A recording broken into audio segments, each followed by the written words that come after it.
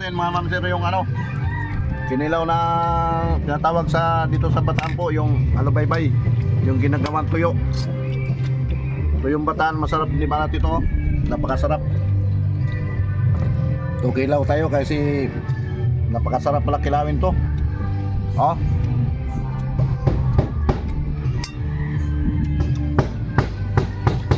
Sarap po. Yung tinatawag sa Bisayang tabagak, tapos tawag dito sa Bataan alubaybay.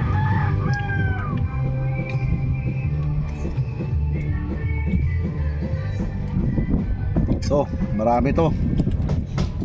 Ulam namin pang ano, pang tanghalian po.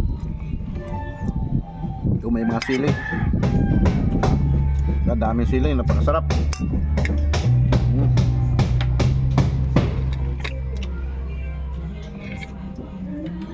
May papo tayo, mamaya tayo may operasyon naman tayong pupunta sa bukid, mamimigay ng isda sa ating mga kapatid na mga katutubo.